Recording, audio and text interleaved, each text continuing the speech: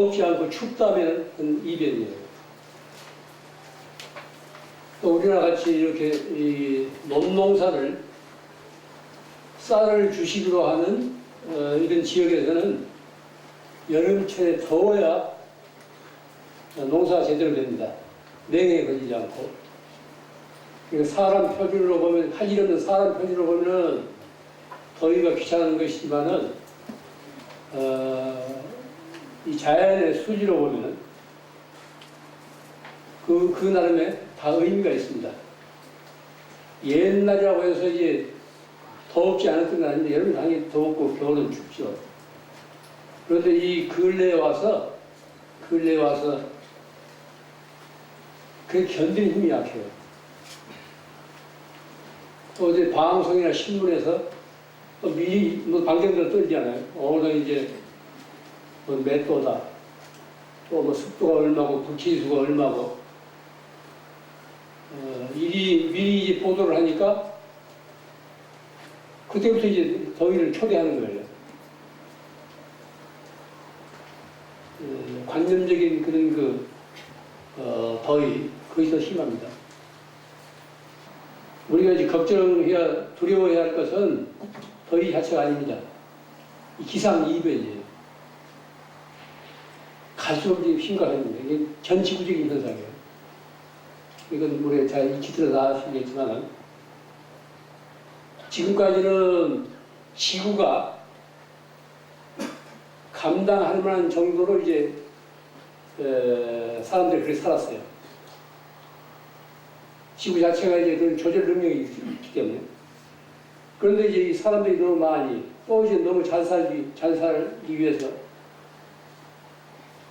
이 연료들, 그 현대 이 문명이라는 게 뭡니까? 그 받쳐주고 있는 화석 연료예요.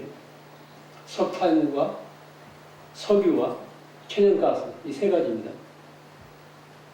이게 너무 지나치게 소모하니까 뭐 그것도 한정된 거예요. 무진장 있는 거 아닙니다.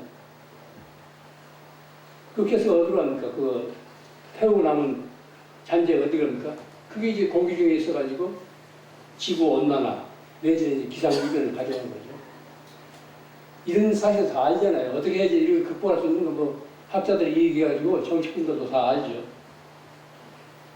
그러면서도 이제 뭐 경제, 또 무슨 개발, 발전 이런 것 때문에 그 개선을 못해요.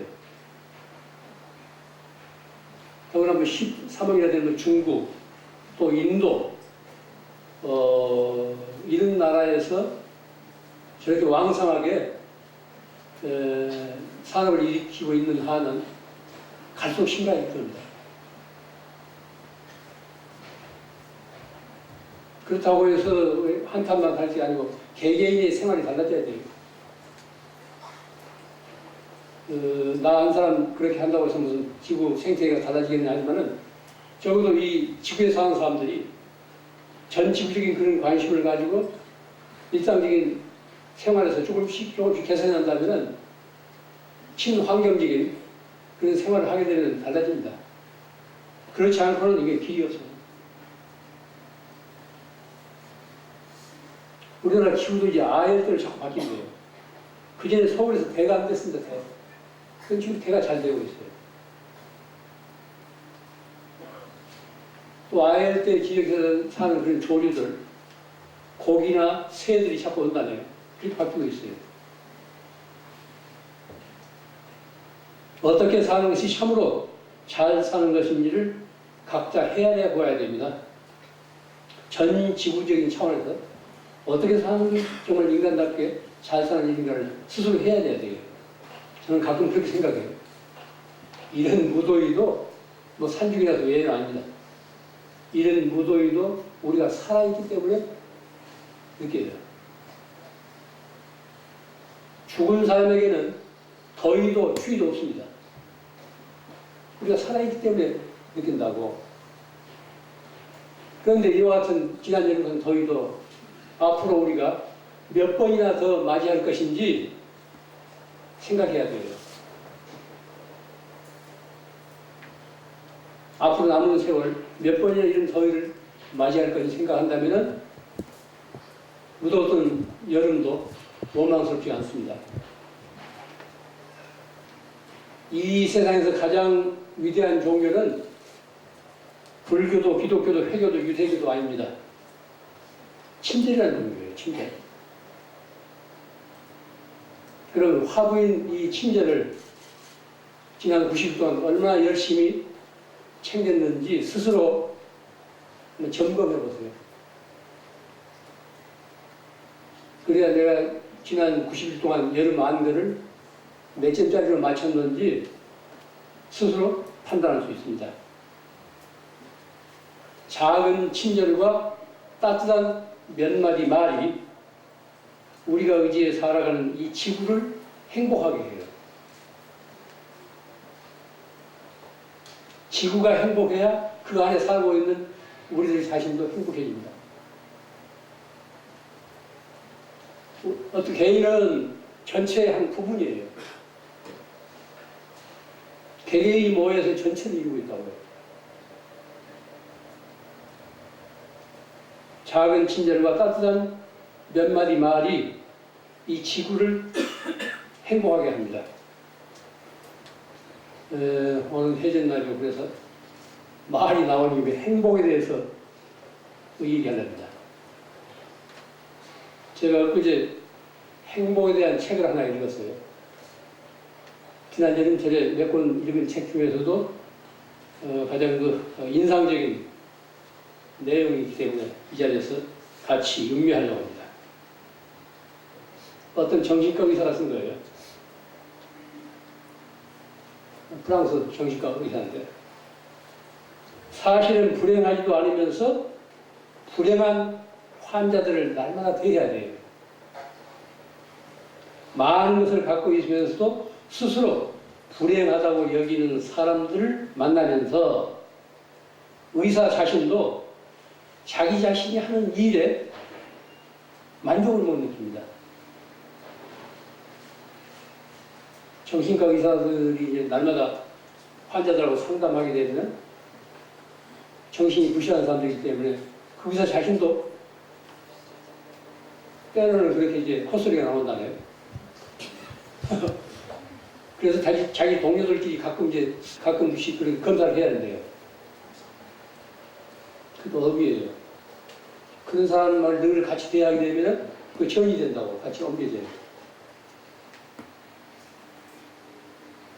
이 세상 어느 곳보다도 아주 풍요로우면서도 정신과 의사가 가장 많이 사는 도시에서 일어난 일이에요. 이 책을 쓴 사람 자신이 정신과 의사인데 여기 등장한 그 주인공도 정신과 그 사람의 정신이에요. 자기 경험에서 일어나는 거니까 이 세상 어느 곳보다도 풍요로우면서 정신과 의사가 가장 많다는 거예요. 그런 사회는 뭔가 병들이 있다는 거예요. 미국이 세계에서 변호사가 제일 많잖아요. 변호사가 제일 많단 말이에요, 미국이. 좋은 사회가 아니에요. 좋은 사회가 아니기 때문에 변호사의 일거리가 많다는 거예요.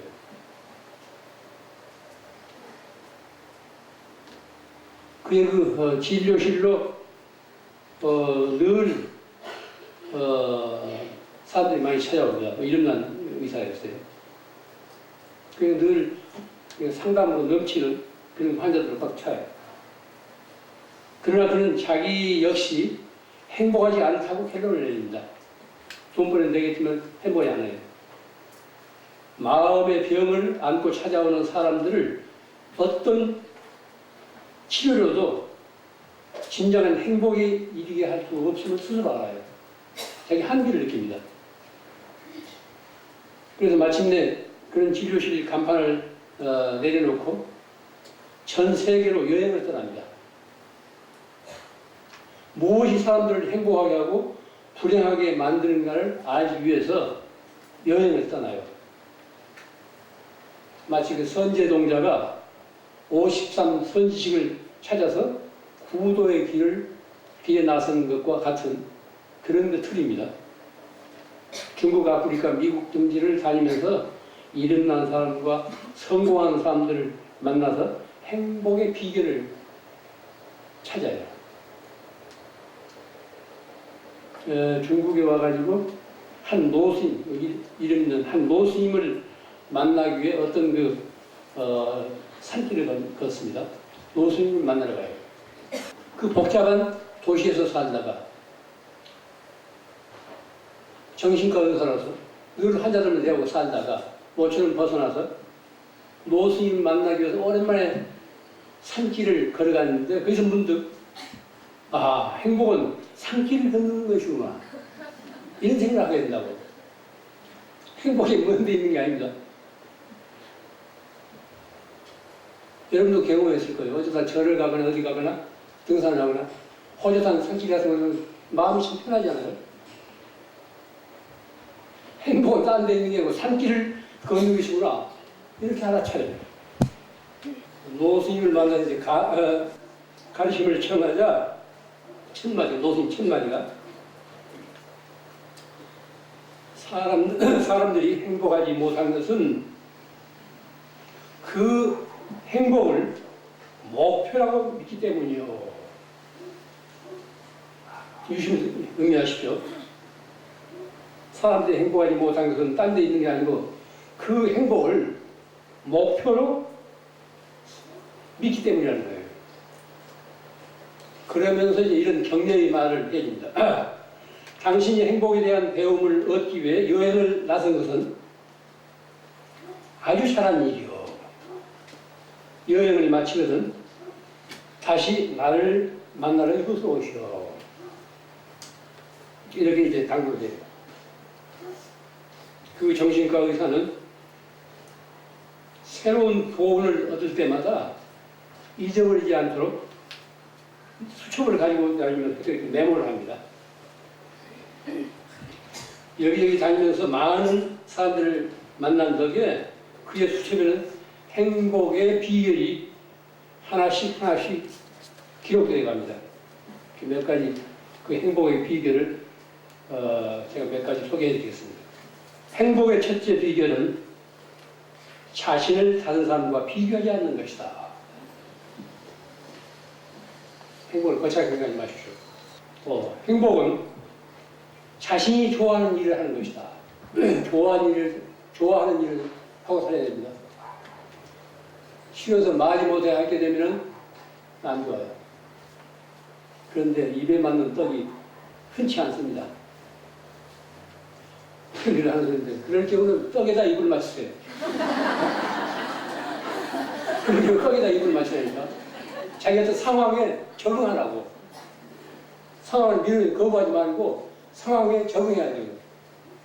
그렇게 되면 생각이 달라지네요. 행복은 집과 최소값을 갖는 거다. 행복을 거창하게 생각하지만 행복은 집과 최소값을 갖는 것. 이거 집이라는 것은 안정된 공간이에요. 전셋집을 전전하는 사람들 내 집 마련하기 그렇게 피땀 흘려 일하잖아요. 또 행복은 자신이 다른 사람들에게 쓸모가 있다고 느끼는 거예요. 이게 중요한 일이에요. 어떤 개인의 삶이 다른 사람에게 유용해야 돼요. 그 사람이 이웃의 삶으로 해서 뭔가 덕이 돼야 된다고. 자신이 다른 사람들에게 쓸모가 있다고 느끼는 거예요. 아직 나는 쓸모가 있구나. 아직 폐물이 아니구나. 그러기 위해서는 그 자체가 그만큼 노력을 해야 되는 거예요. 이웃을 위해서 뭔가 노력을 해야 쓸모가 있는 인간이 되지, 저 혼자 좋아서 무슨 먹고, 지지고 먹고 하면 쓸모 있는 인간이 아니고, 그건 동물도 할 수 있어요. 우리의 같이 짐승도 그건 할 수 있다고. 사람이기 때문에 어떤 관계 속에서 한 몫을 하는 거예요. 또 행복은 사물을 바라보는 방식에 달려있다. 행복은 어떤 사물을 바라보는 방식에 달려있다는 거예요. 같은 사물을 대하면서도 고마워할 수도 있고 불만스럽게 생각할 수도 있어요. 술을 좋아하는 사람들이 병에 아주 향기로운 와인이라든가 또 뭐라든가 아주 향기로운 술이 반쯤 있어요. 어떤 사람은 이것밖에 없느냐고 이것밖에 없느냐고 이렇게 불만스럽게 생각하는 사람도 있는데, 한쪽에서는 아직도 반이 남았구나. 똑같은 대상을 가지고도 한쪽은 불만스러워하고 한쪽은 흐뭇해하고 고마워하고 그런다고. 바라보는 방식이 따라 달라집니다. 또 행복은 다른 사람의 행복에 관심을 갖는 거예요. 나 자신만의 행복은 근원적으로 있을 수 없습니다. 왜냐하면은 사람은 관계 속에서 살고 있기 때문에 나 자신만의 행복은 형성이 성립이 안 됩니다. 서로 나눌 때 그 행복은 몇 곱으로 깊어지고 넓어져요. 행복은 다른 사람의 행복에 관심을 갖는다. 이 사람이 한 번은 이 친구 집에 초대를 받아가다가 아마 아프리카에서 일어났던 일인가 봐요. 노사에서 강도를 만나요. 차를 빼앗기는 그 강도. 이 지하실에다 가둬놓고 뭐 어떻게 하면 이게 빨리 처치할 것인가 막 옥신각이 뭐 결론적으로 죽이자는 쪽으로 나와요. 그런데 이제 강도의 우두머리가 이 사람이 이제 몸을 수색하다가 포켓에서 이 행복의 기록에는 비결을 기록해놓은 이 쪽지를 보고 그만 풀어줘요. 그날의 교훈은 쪽지에 이렇게 썼습니다. 행복은 살아있음을 느끼는 것이다.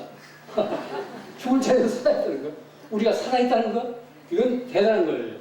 우리 지금 살아있기 때문에 무심히 뭐 그날 그냥 지내는데 죽을 고비에서 살게 되면 얼마나 그 새로운 생명을 얻는가 다르면 강도한테 붙으려 곧 살릴 텐데 그 쪽지를 보고 강도도 글씨를 안 올려서 이게 내용이 좋고 이게 선량한 사람인가 이거 죽여서는 안 되겠구나 해서 놓였단 말이에요. 행복은 살아있음을 느끼는 것이다. 우리는 늘 그 많은 시간 속에 살아있으면 그건 느끼지 못하잖아요. 살아있다는 건 지금 그 자체가 가능성이에요. 그는 여행을 마무리하면서 약속대로 다시 노스님을 찾아갑니다. 어디 지역이라고는 나오지 않는데 내가 보기에 뭐 홍콩 어디 산중 같아요. 그 뭐 여러 가지 상황 그 표현이. 노스님 만나자 그가 이제 수첩에 적어놓은 행복의 비결을 노스님 앞에 이렇게 이제 드립니다. 노스님이 그 수첩을 보고 나서 아주 칭찬해요. 당신은 정말로 마음 공부를 훌륭히 해냈어요. 이 모든 배움들은 아주 훌륭해요. 더 덧붙일 게 아무것도 없어. 이러면서 이제 마침 오늘 날씨가 태풍이 우리나라로 오지 않고 저리 어디를 지나간다고 날씨도 개었으니 어디 한 바퀴 산길이나 걸어봅시다.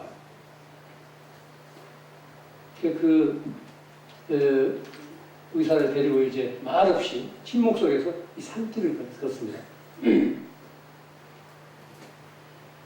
그 정신과 의사는 자기가 지금까지 겪은 어떤 것보다도 어떤 새로운 배움을 거기서 얻게 됩니다. 그 침묵 속에서.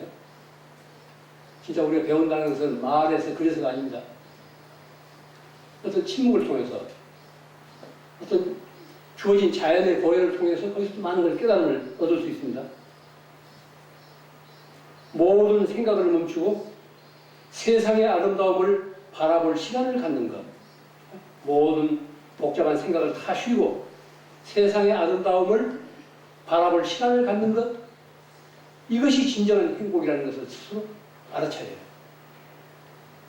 복잡한 분별에서 벗어나서 세상의 아름다움을 아무 사심 없이 무심히 바라보는 시간을 갖는다는 것. 이것이야말로 진정한 행복이라는 것을 스스로 그때 느낍니다. 노 스님은 그와 작별하면서 마지막으로 이런 말을 남깁니다.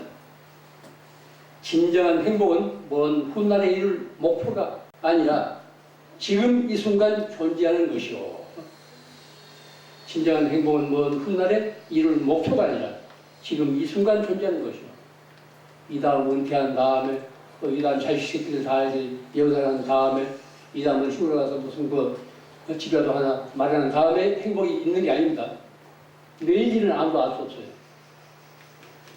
진정한 행복은 먼 훗날에 이룰 목표가 아니라 지금 이 순간 존재하는 것이라는 것. 그 노스님 그런 교훈을 남겨줘요. 이게 남의 이야기가 아닙니다. 우리 각자한테 다 해당이 돼요. 사람들은 행복을 찾아서 항상 지나온 과거나 미래 쪽으로 달려가요. 왕년은 이렇게 살았는데, 떵떵거리고 살았는데, 또 이 다음에 또 이제 어떻게 될 것인가. 현재에서 벗어나서 늘 지나간 과거, 지나가버린 과거, 또 미래 쪽으로 관심을 기울인다고. 과거를 묻지 마세요. 이건 이미 지나간 세월이라니까. 전생이 이래요. 왜 전생을 꼼팔 거면 미래 아직도 우리 오지 않았다고. 우리가 살아있는 지금 이 순간 이 자리에. 그때 그 상황에서 그렇게 사는 거예요. 그 현장을 회피하지 마세요. 현장을 회피하면 자기 존재가 없어져요.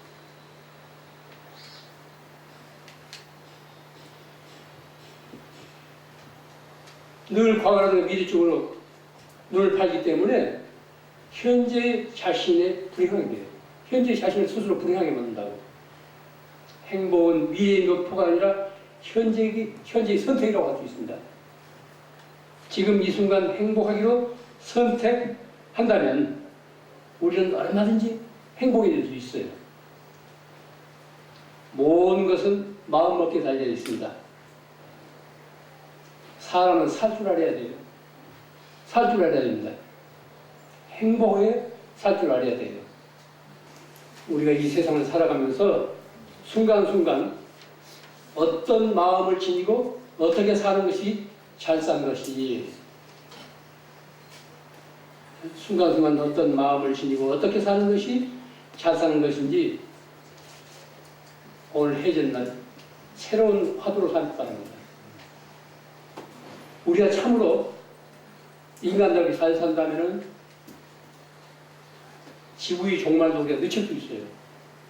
지구온난화로 인한 이런 그 기상 이변도 우리가 이겨낼 수가 있습니다. 우리가 온전하게 바르게 살지 못하니까 화석연료나 탕진해가면서 사니까 지금 이렇게 불안한 세대를 사는 겁니다. 순간순간 어떤 마음을 지니고 어떻게 사는 것이지 진짜 나답게 살고 잘 사는 것인지 새로운 화두로 삼기 바랍니다. 헛눈 팔지 말고 똑바로 보면서 살아야 합니다. 두루 행복하십시오.